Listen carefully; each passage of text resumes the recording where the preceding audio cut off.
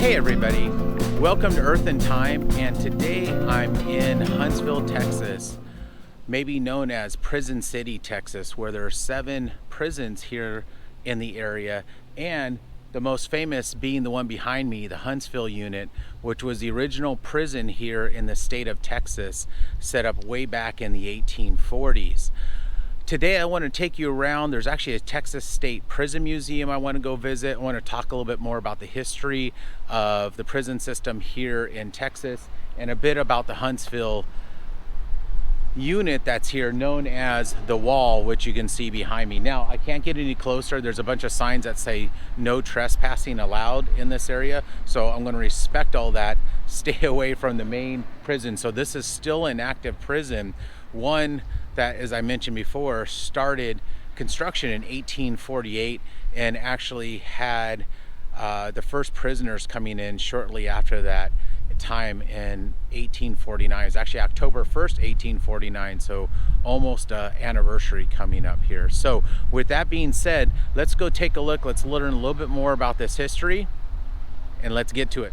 So I moved to the other side of the prison. I noticed some guards in the guard towers and they have perimeter security going around. I just want to be safe and make sure that I wasn't in the way of anything. I do want to say from this vantage point, so you can see what was known as the Wall, and you can see why it was called the Wall, because it had this large impressive wall that must be 60 feet tall, 50 feet tall. It's quite an impressive feature, and it wraps around the whole block. And this was the original prison unit for the state of Texas. Actually, it was a cattle rustler that was the first person that was put in prison here. The first woman was a woman named Elizabeth Hoffman, who was sent to prison in 1854.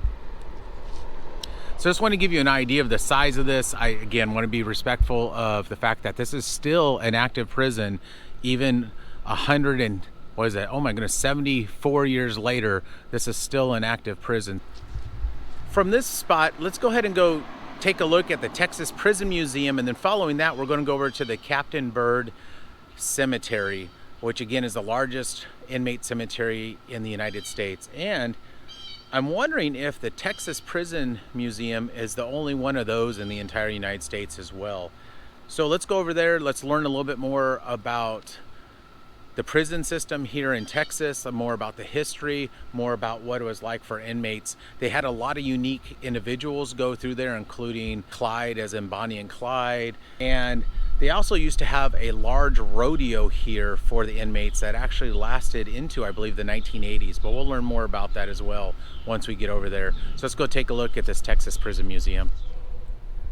All right, I've made it to the Texas Prison Museum. You can see got a guard tower behind me, so mimicking what the prisons look like here. We just came from the Walls unit, or the Huntsville unit, the oldest prison in the state of Texas, or at least continually operating prison in the state of Texas.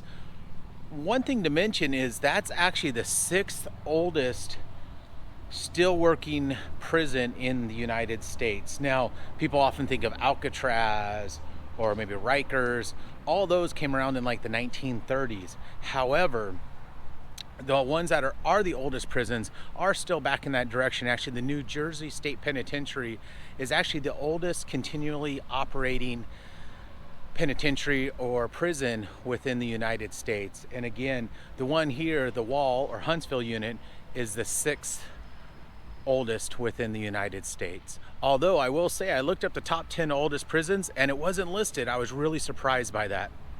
As you can see behind me, here's the sign for the Texas Prison Museum. And actually, if I turn around and you look off in the distance past the helicopter there, we are right next to a veterans memorial as well, where they have a whole bunch of memorabilia and items from different wars that the United States participated in. Past all that, you can actually see one of the other prisons here off in the distance. And you can see it out here. Now, there are 7 prisons in the Huntsville area with somewhere around 27,000 inmates. The residents of Huntsville is also around 27,000, so making it a ratio of about 1-to-1 inmates to residents of this city, which is why I think calling it Prison City, Texas, or maybe Prison City, USA, is probably a pretty close to right name for this area. And the fact that they have the very first unit here, the sixth oldest in the country, and they actually have a Texas Prison Museum. A lot of the economy here, a lot of the industry is, I would imagine, I don't know for sure, but I would imagine a lot of it's based around those penitentiaries and those places. I do like how they have a guard tower up there, and from this angle we can't quite see it, but there's an outline or cutout of a guard waving down to us. So let's go ahead inside. Let's learn more about the Texas prison system, learn about life as an inmate, learn about the correctional officers who do this for a living. And before I head in, hi everybody, you can see me in the mirror there. I just want to give you an idea of the hours. It's Monday through Saturday, 10 to 5, and Sunday, noon to 5. Admission is $7 for adults, $4 for children 6 to 17, and kids under 6 are free. No pets, drinks, food, the usual for this one. All right, so let's go take a look inside and check out the Texas Prison Museum. Okay, so now I'm inside the Texas Prison Museum. It looks like a pretty amazing museum. I'm really excited to explore, but where I want to start at is actually here on the model of the Walls unit, which we stopped and I did the intro at.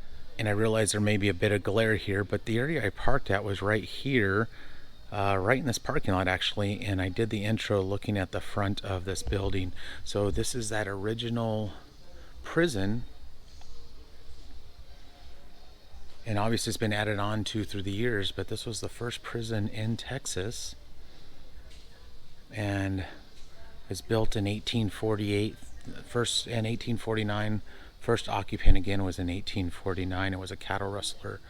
So you can get an idea of what the size of this looks like and the different walls. So I was here when I was talking for the intro, and I was over somewhere here looking this direction when I was telling you a little bit more about the history, looking at the back side of this wall. What's also interesting to see here is that they used to have an annual rodeo here into the 1980s, and it eventually was stopped then, but it was the prison rodeo.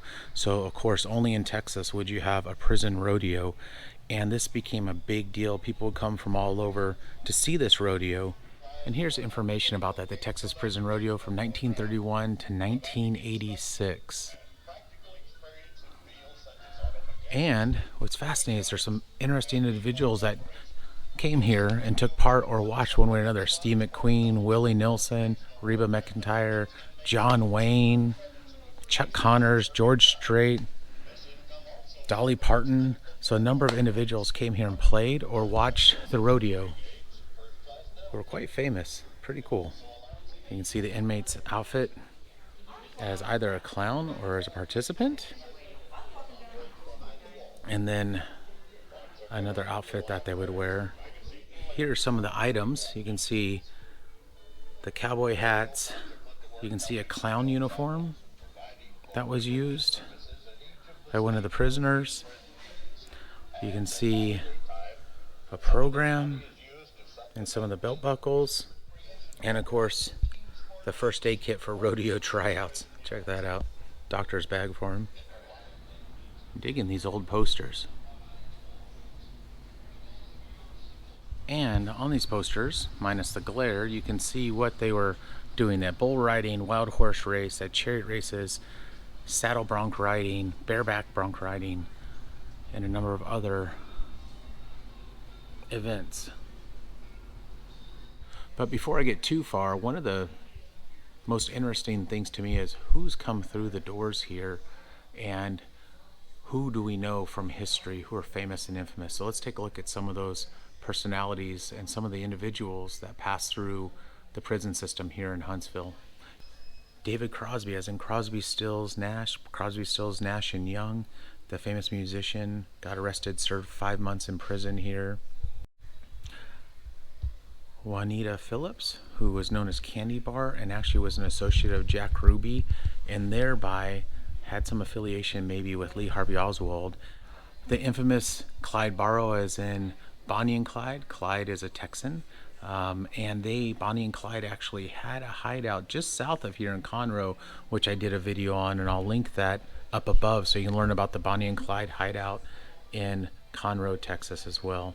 And they actually have a pistol from them, from their death car, And I had to step back here a little bit. Here's a look at the walls unit from 1895 to 1942. So that was that front building that we saw. Actually, this was the 1942 building that we saw here. This is the original building, which doesn't stand anymore, I guess. So this is what we saw today when I was there. And they have a little bit more information here, including the fact that Civil War prisoners were actually kept here, and Sam Houston, as in Houston, Texas fame, as in the first president of Texas, would go visit the Union prisoners there, and they actually have a little bit about that. So here's a look at the prison through the years. So here's the early years, showing what it originally looked like. And this was from 1848 to 1871 time frame. And you can see another plain view of what that looked like. And this was circa 1870. And here's some pictures from that time. And so this would have been during the time when the Union POWs were here as well. And they go through the different periods. So the early years, the convict lease period, which is when, because the state was in dire straits after the Civil War, they would actually basically loan out the prisoners, as I understand it, and lease the prisoners to work on various projects around the state, including lease prisoners quartering stone for the Texas state capitol. Because wherever you, I guess, have something where you're leasing convicts out, much like, I guess, Shawshank Redemption may have been a shout out to this kind of idea. There was some shady things going on, and it came to an end after there was an investigation due to the widespread allegation of abuse and mismanagement. They had what was called the post-convict lease period, and this is from 1912 through 1948. So this would have spanned World War I through the Great Depression into World War II time frame. You can see the overcrowding and unsanitary conditions. In 1944, the prison board commissioned a gentleman named Austin McCormick to study the Texas prison system, and he found that the Texas prison system at this time in 1944 was among the worst in the nation. So they needed to revamp what they, and that brings us to an era of reform when the Texas prison system from 1948 to 1972 started to see changes. And we're going to see some of the things that the inmates during this period of time, I believe, worked on, including making things like license plates. You'll see more education for the prisoners and much nicer facilities. And then we come to the modern system from 1972 to the present. Here's a bit about life in the prison from housing, and we'll go actually see a replica of one of the cells, to the work that they can do, to recreation they have available, to the churches or religion. They do have educational programs, rehabilitation, and then what they're allowed to have for property. And so we'll take a look at some of that. They'll have examples of that as we go around this museum. So what is life like as an inmate? Here's some pictures of what life could look like during different periods of time. However, what I want to show is this is what one of the cells looks like. And you can take a look in here. And this is a general population cell for units built since the 1980s. So you'll see there's a toilet, a sink, and bunk bed style with a little desk. Does not look like a fun place to spend a lot of time in. And I would just hope that you'd have a much smaller person sleeping on top. I can't imagine. They sure don't look very stable to me. But give you an idea, if I step back, of the size of one of these cells. So what kind of things do the inmates do? Well, they can play music. And here you can see using newspaper. It looks like a bowl and some string. They can make almost like a mini banjo. See there's a saxophone in here. They also had sports that the inmates can do. They made their own guitars. They can see in there. They made their own weights out of paper items. So to make like dumbbells, and here's another banjo. Look at that. That's pretty ingenious. Here are the inmate or offender uniforms. So we often think of the black and white stripes, but here they'd wear all white, kind of the early uniforms, and then more modern, much more like scrubs is what they remind me of.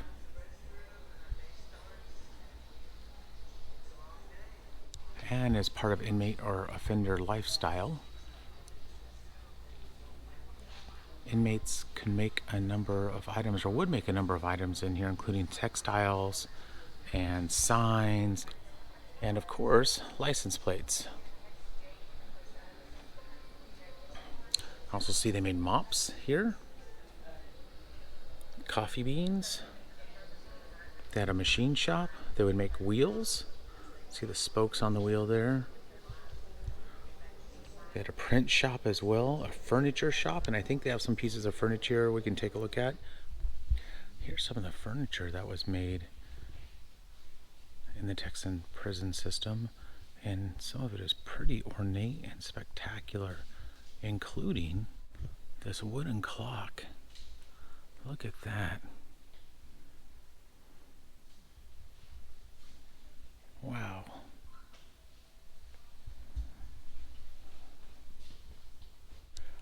Other things that were made by inmates using soap. This amazing chess set where you have, looks like inmates on one side over there and guards on the other side over there. A bicycle created out of Coca-Cola cans. And, wow, armor an inmate made. And check out this Monopoly board. Wow, and it's a Texas prison Monopoly board that inmate made. Along with making creative artistic items, a lot of prisoners also made weapons for various nefarious purposes or for protection.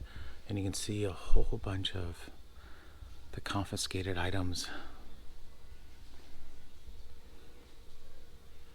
that were found.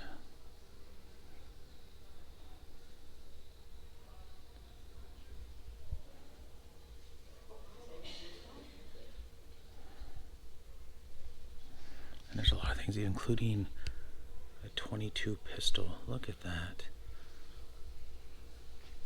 And wood with blades in it. A gavel that has a shank in the middle of it. Wow. All kinds of altered scissors, razor blades in a flip-flop.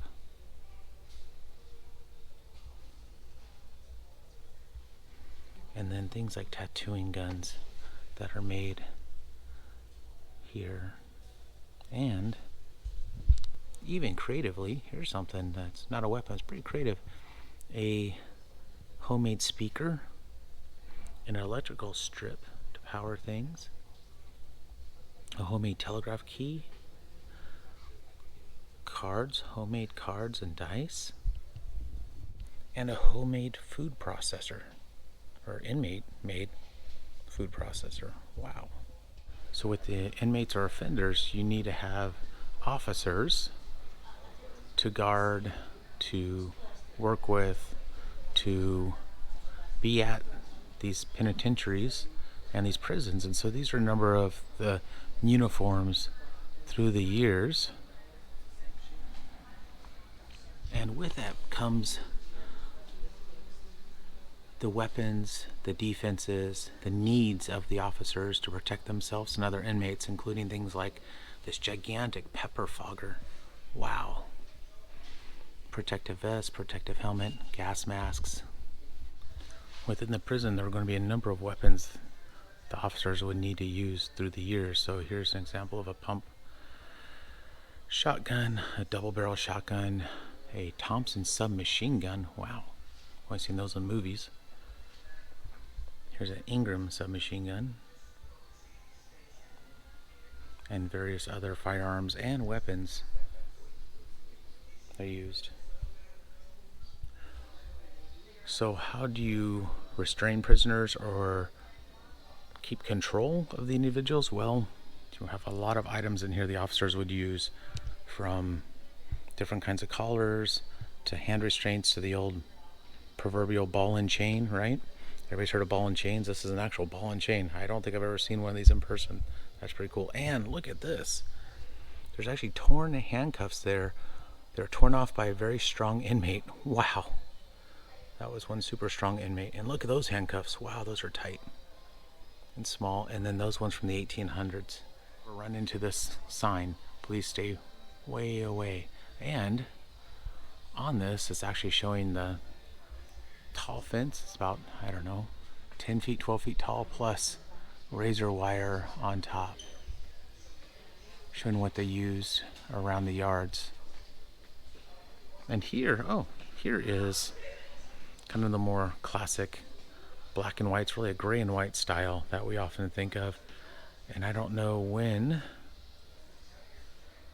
this style of dress was used, but maybe back in the 1930s and 40s. And here's the sign for the death row area of the prison. Wow. And speaking of death row, they have a section here about both stopping executions, about the drug use for lethal injection, as well as talking about electrocutions and what went in that. And they actually have one of the most famous electric chairs here in the museum.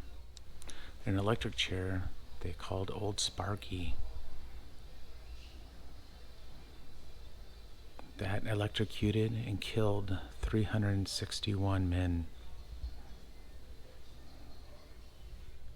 And here is the actual Old Sparky.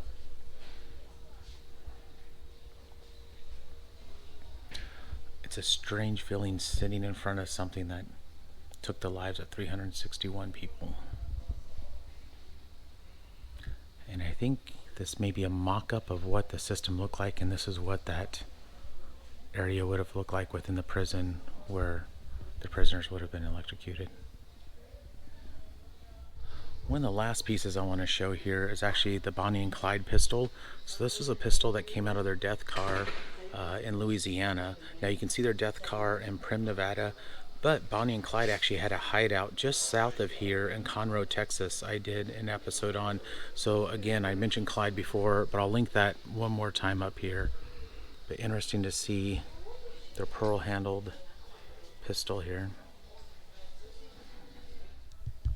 And our last stop is actually going to be at the Captain Joe Bird Cemetery, where we'll go walk around, check out the cemetery, go visit some of the sites here, and show you what the largest inmate cemetery looks like. So let's go on and head over to the Captain Joe Bird Cemetery. So here's our last stop on this visit to Huntsville, Texas, and learning about the prison system here. This is the Joe Bird Cemetery, which is the final resting place for about 3,000 inmates, making it the largest prison cemetery in the United States. Now, Joe Bird was an assistant warden in the 1960s who took it upon himself to help restore and clean the cemetery. He was also the state executioner overseeing the electrocutions at Huntsville. If you do come here to Huntsville, Texas, and want to come see the cemetery again, please treat this area with the utmost respect. Also, there is this historic marker here that talks about, and we've talked about many of these things already, the idea that, you know, the Huntsville Penitentiary was put in place here in 1848. There's 3,000 inmates that have passed away while they were incarcerated here. So, and they've started using this in the 1850s. It does say on the bottom, and I didn't know this statistic, there's approximately 100 people that are buried here each year still. And we'll take a look at, we're going to go across this cemetery, which looks quite large and really get an idea of what does a cemetery with 3,000 people look like.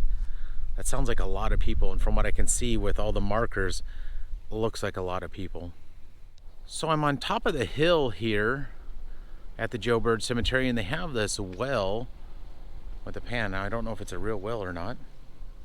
It's not, it's just for ornamentation. But you can get an idea again by the sheer number of individuals buried here, and we'll go all the way to the end of the cemetery and look back up. A lot of the individuals interred here don't have families, or they weren't able to get a hold of the families, so the inmates would be buried here once they passed.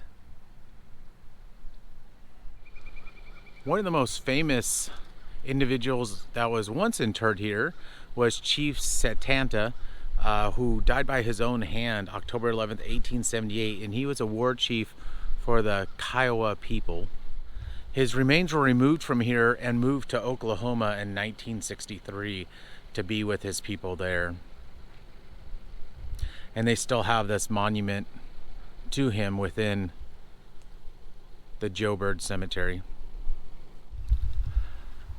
As I walk around a little bit, I just want to mention that if you ever do come here and visit, you may see different markings on some of these headstones. If you see something that has an X or an EX or a 999 here, and I don't see any right here, and I don't want to stray too far and walk across the grave sites here, but if you see some of those, that means that they were put to death here at Huntsville. So as many of you know, I'm not only a historian, but I'm also a geologist. One of the things that's really interesting to me is I'm always curious about material used for everything from building homes to, of course, raw materials we use for our everyday living, gold, silver, etc. One of the things that's interesting to me is these crosses, as far as I can tell, all the ones at least on this hill and even the headstones all look like they're made out of concrete. So as opposed to some of the other grave sites and ghost towns that we visited and I've explored, where they'll be made out of limestone or sandstone or maybe some marble if the individuals had a lot of money. These are all made out of pretty much concrete as far as I can tell, and as far as the eye can see, it looks like they are made up of concrete. Now, one thing I noticed as well is there is one marker that stands out from all the other ones, and I'm actually going to walk over there and see what that marker is and see if there's a reason why that marker stands out. So I mentioned that some of the markers will have X's or EX's on them and then a number maybe on them, and these actually are individuals who were electrocuted or put to death here at the prison. And actually I think I found an area where there's a number of these. So we have Clarence Booker here that has an X. There's also a Johnny Dade in the background that he has an EX, and he died 1935. He was 1934 here, number 120. That's number 154 over there. I think these are the numbers of executions that took place here. Here's Clarence Thomas, number 124 with the X. So these were all prisoners that were sentenced to death here, and you can see those based on the X or EX that are on these marker stones. And it looks like there's quite a few here that were all from the 1930s. So the heyday of the Great Depression. I'm going to work my way down towards this other marker here. I'm just curious what this marker is, because it definitely stands above and out from every other marker as far as you can see. So I want to see what this is actually marking. I do see dates of 1906 in this area, so we're getting much older in prison history. And oh, this is Lee Smith, at rest in memory, Rodeo Pals, October 26, 1941. So we learned about the rodeo and the rodeo clowns, and I forgot about Lee Smith. He was a famous cowboy here in the area, and actually died due to an altercation where he took somebody's commissary, and I believed he was stabbed. I have to double check that, but I believe that's a story. But he is a well-known rodeo personality for the prison rodeos that we learned about at the Texas Prison Museum. So this is a special memorial, much different than all the rest, because he was a really well-liked inmate. Put this memorial here in his honor. All right, I'm gonna work down the road here, go on the far side and look back this direction so you all can see the vast number of these markers out here. And going to take a second and have a moment of silence here, and then head on down there, and then wrap up my visit here to Huntsville, Texas. Here's a view of the cemetery from the far end of it, and you can see the sheer size of the Joe Bird Cemetery. Thank you all for joining me today to learn about the Texas prison system, to visit Huntsville, Texas, and some of the sites there, including the Texas Prison Museum, who I want to say a special thank you to the two docents or workers there that were so polite and so nice. Thank you both so much. I really appreciated both of you. If you ever do come here and visit, take the time. If you're in Huntsville, check out this Texas Prison Museum. It's a pretty unique museum. If you enjoyed this video, enjoy my channel, you all know what to do at this point. I look forward to seeing you all on my next adventure, and thank you.